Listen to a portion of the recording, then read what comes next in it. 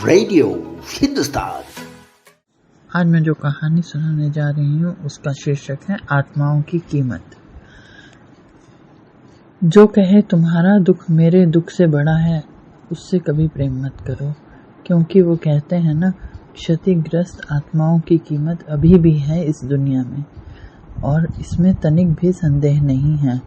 आइए इसे एक उदाहरण के माध्यम से समझते हैं। एक बार लोगों ने एक अच्छी सुबह में एक साइन बोर्ड देखा। उस पर लिखा था पिल्ले फॉर सेल। यह एक दुकान के दरवाजे पर रखा गया था।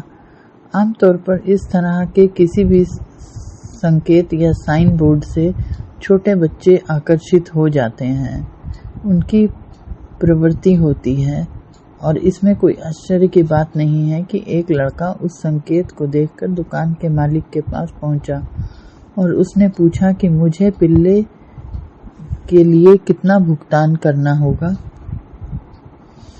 स्टोर के मालिक ने उत्तर दिया, आप 30 से $50 तक कुछ भी भुगतान कर सकते हैं। छोटे लड़के ने 1 मिनट के लिए सोचा और फिर अपनी जेब से एक बटुआ निकाला।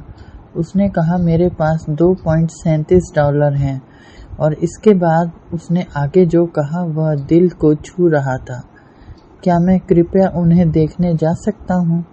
मुस्कुराते हुए दुकान के मालिक ने एक सीटी बजाई और फिर पीछे से एक लेडी आई।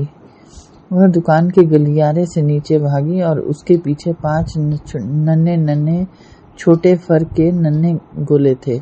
पिल्लों में से एक थोड़ा सा पीछे चल रहा था। छोटे लड़के ने कुछ ही समय में उस लंगड़े हुए पिल्ले को बाहर निकाल लिया।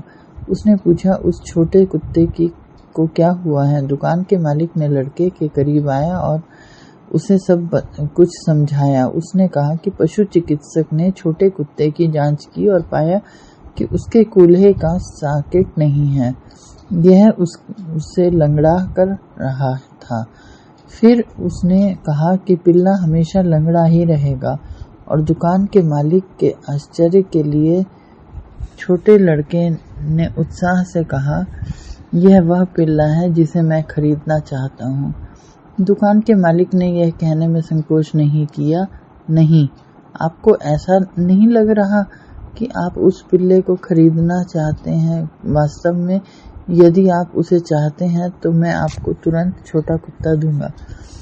छोटा लड़का थोड़ा परेशान सा लग रहा था। सीधे दुकान के मालिक की आंख में देखते हुए उसने अपनी उंगली उठाई और कहा, नहीं, मैं नहीं चाहता कि तुम मुझे छोटा कुत्ता दो। वह पिल्ला यहाँ के अन्य सभी कुत्तों के बराबर है और मैं उसके लिए पूरी कीमत चुकाऊंगा। दरअसल अब मैं आपको $2.37 देने जा रहा हूँ और हर अगले महीने 50 सेंट का भुगतान करूंगा। जब तक कि मैं उसके लिए पूरी तरह से भुगतान नहीं कर देता, तब तक यह आपकी देख रेख में रहेगा। फिर भी दुकान के मालिक ने छोटे लड़के का विरोध करते हुए कहा, आप वास्तव में इस पिल्ले को खरीदना नहीं चाहते हैं। वह कभी भी दूसरे पिल्लों की तरह आपके साथ दौड़ने या कूदने या खेलने में सक्षम नहीं होगा। दुकान के मालिक आश्चर्यचकित था। नीचे पहुंचकर छोटे लड़के ने अपनी पैंट की टांग ऊपर उठाई और फिर उसने एक बुरी तरह से मुड़ा हुआ अपंग बायां पैर दुकानदार को दिखाया, जो एक बड़े धातु के ब्रेस द्वारा बंधा था। छोटे लड़के ने दुकान के मालिक से कहा, अच्छा, मैं खुद इतना अच्छा नहीं दौड़ पाता हूँ, और नन्हे पिल्ले को अब किसी ऐसे व्यक्ति की आवश्यकता होगी जो इसे समझ सके। तो मित्रों, कैसी लगी आपको ये छोटी सी कहानी? इसके साथ ही आपसे अनुरोध है, पेड़ लगाएं, पेड़ बचाएं और साथ में जल भी बचाएं। रेडियो हिंदुस्तान पर नई नई कहानियां सुनने के लिए रोज आते जाएं। रेडियो हिंदुस्तान।